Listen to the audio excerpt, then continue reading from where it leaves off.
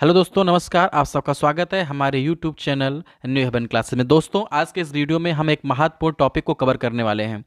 आप में से बहुत सारे ऐसे दोस्त होंगे जिन्होंने DLED यानी कि BTC कर रहे होंगे और इंतज़ार कर रहे होंगे कि आपका जो पहला सेमेस्टर है उसका एग्ज़ाम कब होगा और उसका सिलेबस क्या होगा। दोस्तों, आज के इस वीडियो में आइए देखते हैं कि क्या क्या आपको पढ़ना पड़ता है और फर्स्ट सेमेस्टर सिलेबस 2023-24। दोस्तों, BTC का जो नया नाम है वो UP DLED कर दिया गया है। पहले इसको BTC के नाम से जाना जाता था। तो आइए शुरू करते हैं आज का ये वीडियो।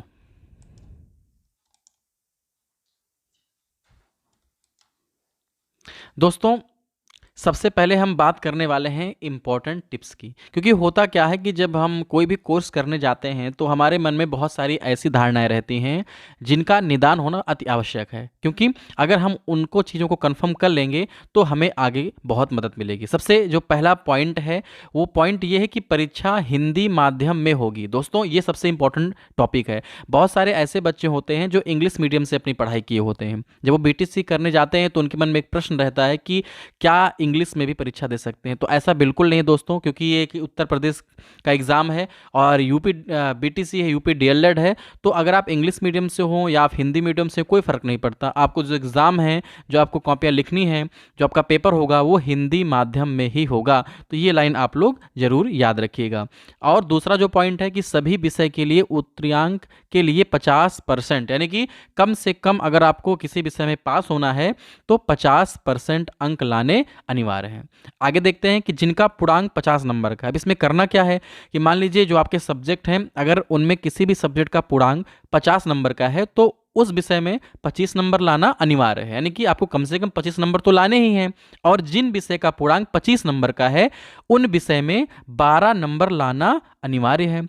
और अगर क्रमशः 25-12 नंबर से कम आते हैं तो आपका बैक लग जाएगा उस विषय में। कहने का मतलब यह है कि जिनके पूर्णांक 50 है उसमें आपको कम से कम 25 नंबर, और जिनका पूर्णांक 25 है उसमें आपको कम से कम 12 नंबर लाना बहुत ज़रूरी है। अदरवाइज क्या होगा कि जो आपका पेपर है उसमें बैक लग जाएगा, और बैक लगने के बाद तो आप सब जानते हैं कि आपको फिर एग्ज़ाम देना पड़ेगा और आपके लिए बहुत सारी प्रॉब्लम फेस करनी पड़ सकती है।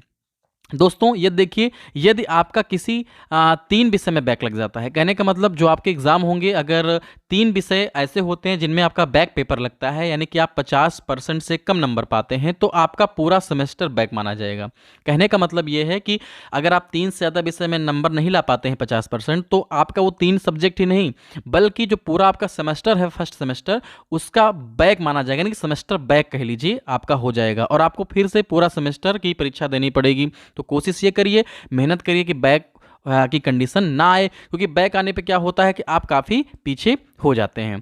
सिर्फ 1 या 2 विषय में बैक लगती है तो उन्हें सिर्फ उन्हीं विषय की परीक्षा देनी पड़ती है जिसमें बैक लगा। मान लीजिए कि आपकी जो बैक है वो 1 या 2 सब्जेक्ट में आती है, तो क्या करना पड़ेगा, सिर्फ आपको उन्हीं का एग्जाम देना पड़ेगा। लेकिन जहाँ 3 सब्जेक्ट हुआ वहाँ पर दिक्कत क्या होगी, आपको सेमेस्टर बैक हो जाएगा और तब आपके लिए समस्या उत्पन्न हो जाएगी। आगे बढ़ते हैं दोस्तों, फर्स्ट सेमेस्टर सब्जेक्ट 2023 और 24। आइए देखते हैं कि जो आपका पहला सेमेस्टर है उसमें कौन कौन से सब्जेक्ट होते हैं। दोस्तों, तो जो पहला सब्जेक्ट होता है उसका नाम है बाल विकास एवं सीखने की प्रक्रिया।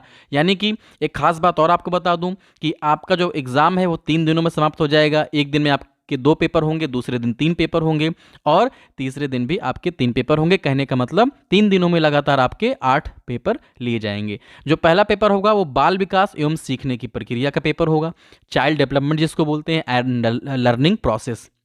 जो दूसरा एग्जाम होगा सेम डे, पहले दिन, सेकेंड मीटिंग, वो होगा शिक्षण अधिगम के सिद्धांत। ठीक है, तो ये 2 पेपर आपके पहले दिन लिए जाएंगे। अब जब आप दूसरे दिन एग्जाम देने जाएंगे तो उसमें सबसे जो पहला पेपर होगा वो साइंस का होगा।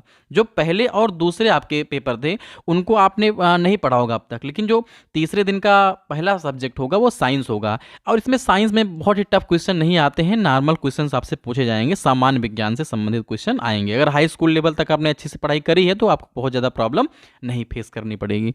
जो अगला सब्जेक्ट होता है वो मैथमेटिक्स होता है, गणित का होता है। गणित में भी यही सूरत हाल है दोस्तों कि बहुत टॉप लेवल की मैथ नहीं आती है लेकिन बहुत हल्की भी नहीं आती है। तो अगर आपने 8 या 10 तक अच्छे से मैथ पढ़ी है तो आप पेपर को आराम से पास कर पाएंगे। दोस्तों, अगला जो पेपर होगा यानी कि दूसरे दिन का जो लास्ट पेपर होगा वो सामाजिक विज्ञान का होगा, यानी कि सामाजिक अध्ययन का होगा।